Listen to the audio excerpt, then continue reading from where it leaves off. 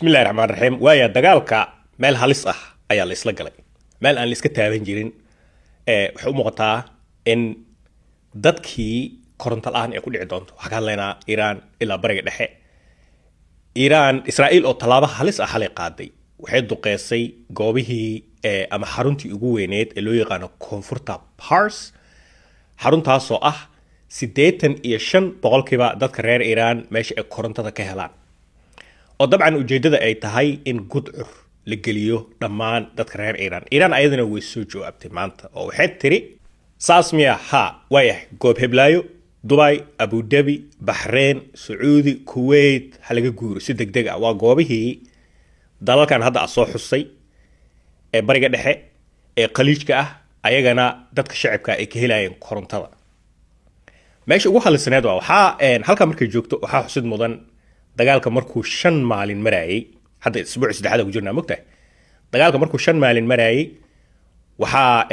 soo ifbaxay in Mareykan iyo Israa'iil isku khilaafeen Israa'iil oo lahayd goobaha korontada duqeynaa iyo Mareykan oo ka diiday laakiin hadda ninka Trump ah wuu ogolaaday Israa'iil inay gabi ahaanba gudcur ku rido goobii korontada laga dhilinayay oo dadka ay ka helayeen korontada in la duqeeyo gaar ahaan xaruntan weyninka badan Iran aan laga taaban jirin South ama koonfurta Pars halka markay joogto shalay waxa la soo saaray fadwo waxa soo saaray culimada shiicada kuwa ugu waaweyn ee Iran fadwada waxay ahayd in la dardar geliyo sameynta hubka nuclear-ka hoolaba socotaba hool ayaa socoto fadwada waxa la hor dhigay ninka hadda madaxa ka ah Iran waa wiilka Khamenei uu duceeyay wuxuu yiri ducada waqti waxa isla markii soo hadlay nin asagana kamid ahaa gudigii IAEA waa qolo gudi ah oo loo xilsaaray hadda koor inay kormeeraan hubka nuclear-ka meelaha ay ku baxriminayso Iran ninka wuxuu cadeeyaba goobo anaga aanan booqanina jiro waxa ku dhex jiro iyo hoolaha ka socda maba oginba meelaha hadda Mareykan iyo Israa'iil ay duqeynayeen goobo ka baxsan oo waxa jiro waxa ka socdo iyo hoosh socod aniga aan waxba ka ogeyn xalay marka Iran ee Israa'iil way absatay waxay istiri war hoola socoto ciidan bom nuclear ee samaysan rabaan maalin ka dambeeso hoola sii socoto marka si loo joojiyo bacriminta waaba hadday socotaba dhulka hoostiisa korontada meesha ka helaan waa in la burburiyo shaqas faayna haddii gabi ahaanba gudcur lagu rido Iran oo goobaha waaweyn korontada ay ka dhaliso la damiyo hubka nuclear-ka ah ma la bacrimin karo hubka nuclear-ka wuxuu u baahan yahay koronto joogta oo soconayso marka taas soo dardargelisay xalay ayaa la leeyahay kadib marka si hoos u wada hadleen Mareykan Israa'iil oo ay leeyihiin war arrinkan waxa laga yaabaa ciidan bam samaysanayso balaayada hadday wixii ay diyaar u yihiin way soo tuuraysaa midda kaliya kula dagaali karnaa waxay tahay in gabi ahaanba xitaa dadka shacabka ha saameyso hadday rabtee xaruntan koonfurta Pars zam ka dhigno tii markay dhacday oo xaruntii South Pars la duqeeyay koronto la'aan waa xaruntii dhameed ee 85 ilaa 90% dad korontada ay ka helayeen waa reer Iran hadda buuqalkana u jeedaan tusaale ahaan qiiq baxayo waa xaruntaas Iran aad uga xanaaqday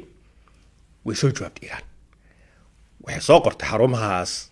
Dubai Abu Dhabi Bahrain Saudi Kuwait halaga carro maxaa yeelay dheh meelahan waaba cafin jirnayba awal goobihii waaweynaa dekadihii yaan duqeynaynay laakiin haddeertaan maadaama la soo fargashtay meesha shacabka ay ka helaan korontadii dadkii guriga deganaa nalka shidanayay meeshii ummadda nolol maalmeedka caadiga ay ka helayeen haddii hadda la taabtay Iran oo waxa loo yaqaano Stone Age xilligii koronto la'aanta iyo waaga Soomaaliya waa soo marnay sagaashimeeyay dadka xasuusta faynuus la shidan jiray saasayirtay xalay Iran ee Israa'iil inay Iran geliso dabcan waana sax oo Iran goobihii waa laga duqeeyay oo waxay u muuqataa caawa kulay muuqaalada soo bixi doona arki doona in gudcur ay wada galayaan u muuqataa intooda badan Iran marka ayadana waxay leedahay aniga hadda gudcur galaya hal la wada galo haddadaan marka muuqaalka aduubaayo haddadaan oo dabcan agaas bariga dhexe ay habeen tahay xilliga furaayeen waxa socdo duqeen aad u balaaran waxayna Iran isticmaalaysaa cluster munitions wax loo yaqaano bamka waa hal bam kala ku sii dhex jiro oo qaab difaac uga hortagi kara haba yaratay ma jirto marka cabsidan caawa soo kortay awgeed waxaa soo hadlay qatar markii ugu horreysay qatar cambaareen kulul ay dusha uga tuurtay israa'iil oo ay leedahay sheekada inaad saas ka dhigtid ma ahayn waxay isku ogeen madaxdooda iiraan madaxdeeda iyo militarigeeda iyo inaa daba kacdid laakiin haddaaba bilowdaba goobihii shicibka inaa burbursid annagana difaac ma haysano way fiiriya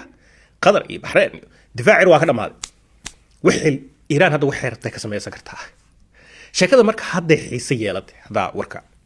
idin soo koobo oo waxaa la iska taabanayaa meelihii aan la iska taaban jirin dagaalkan waa sii ballaartay waa sii socdaa bal wixii soo kordho waa arki doonaa